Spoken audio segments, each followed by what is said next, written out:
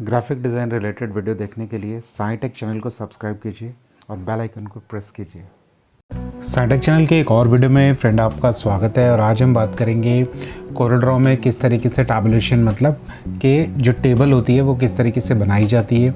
जैसे कि आपने देखा होगा, जैसे हम फॉर्म्स बनाते हैं और बहुत सारे हमें आर्टवर्क के नीचे कभी कभी टेबल्स लगानी पड़ती है, तो फ्रेंड आज वही सीखेंगे हम किस तरीके से जो है वो टेबल हम बनाते हैं। तो सबसे पहले मैंने टेबल अगर हम सिंपल बनाएंगे तो थोड़ा सा फ्लैट लगेगा, तो इसीलिए मैंने एक क्रिएटिव जो है उसको इंपोर्ट कर लिया है। तो फ्रेंड इंपोर्ट के लिए जैसे आप जानते हैं फाइल में जाके इंपोर्ट करके, और ये मैंने इंपोर्ट किया है। तो यहाँ जो टेक्स्ट के बराबर में जो मेन्यू दिख रहा है वो है आपका टेबल। तो टेबल के बहुत सारे ऑप्शंस हैं यहाँ पर। तो सबसे पहले यहाँ पर हम क्रिएट टेबल पे जाएंगे तो इस तरीके की एक पॉपअप विंडो जो है वो ओपन होगी। तो यहाँ में जो है रॉ 3 एंड कॉलम 5 जी उसी तरीके से जिस तरीके से नॉर्मल हम MS ऑफिस में भी जो टेबल्स बनाते हैं, तो ये उसी तरीके से है। बहुत ही सिंपल इंटरफेस है। तो यहाँ जो है वो मुझे इसी क्रिएटिव के नीचे जो हमारा आर्टवर्क लगा हुआ है ऊपर, मुझे इसी के ही पैरेलल में टेबल लगानी है। तो यहाँ पर जो है वो मैं यहाँ इसको सीधा पुल कर लेता हूँ। तो ये इस तरीके से टेबल जो है वो हमारी जो है वो बन गई है।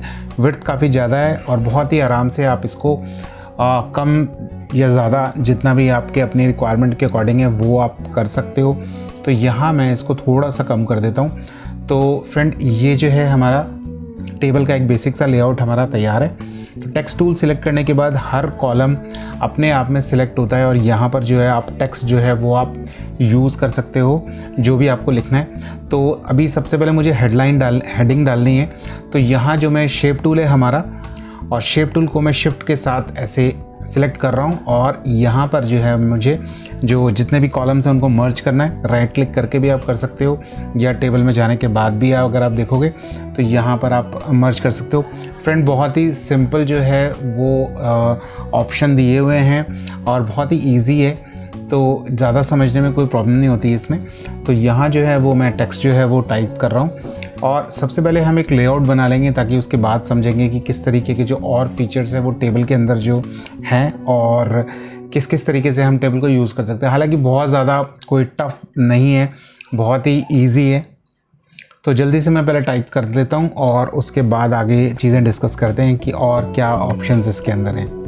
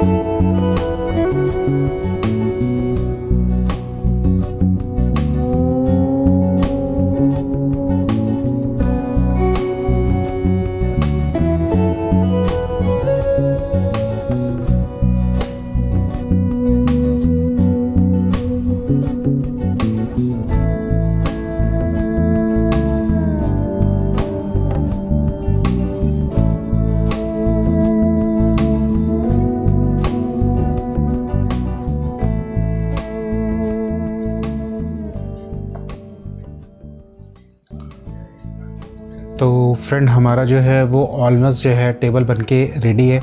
तो जैसे कि फ्रेंड आप देख पा रहे हो ये बहुत ही सिंपल सा टेबल है। तो यहाँ मैंने टेबल को सिलेक्ट करके जो भी मैंने कलर फिल किया, तो यहाँ बहुत सारे ऑप्शंस हैं। आप बैकग्राउंड के अंदर कोई भी कलर आप डाल सकते हो, पर्टिकुलर किसी खास कॉलम या किसी खास रॉ के अंदर जो है वो आप सिलेक्ट करके कलर डाल सकते हो।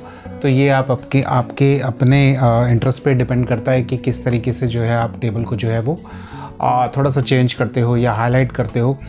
तो आप देख पा रहे होगे यहाँ मैंने जितने भी कॉलम्स हैं अब वो कॉलम्स को सिलेक्ट कर लिया है। तो ये कॉलम सेलेक्ट करने के बाद जो भी मैं यहाँ पर कलर फिल कर रहा हूँ तो आप उसको थोड़ा सा हाईलाइटेड कर सकते हो।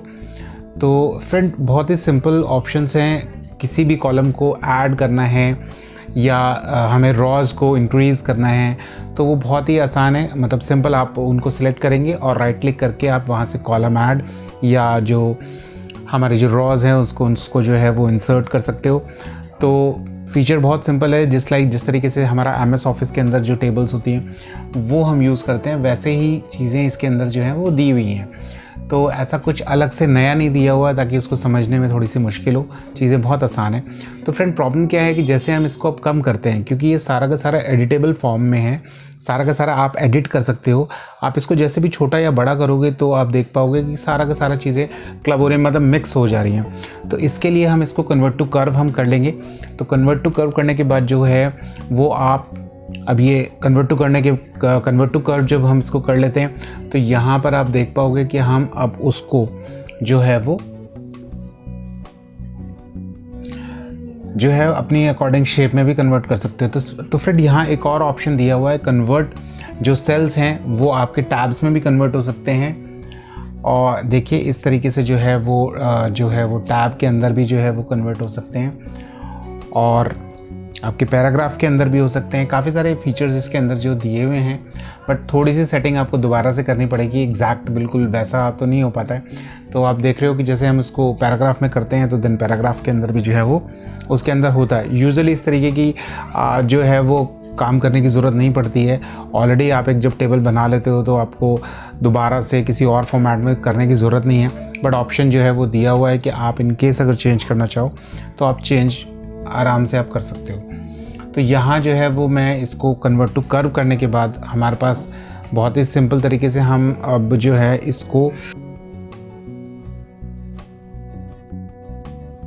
इसको छोटा या बड़ा जो है वो हम अपने अकॉर्डिंग जो है वो कर सकते हैं। तो यहाँ अभी मैंने इसको कन्वर्ट टू कर्व नहीं किया है। कंट्रोल Q प्रेस करूँगा या राइट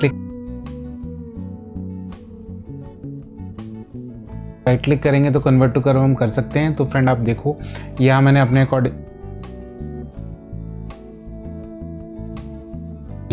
अकॉर्डिंग जो है वो टेबल को जो है छोटा बड़ा आप कर सकते हो। तो आई होप आपको ये वीडियो अच्छा लगा। अगर वीडियो अच्छा लगा तो please do subscribe my channel ताकि इसी तरीके के और नए वीडियोज़ में लाता रहूँ। Thank you so much. Thanks for watching this video.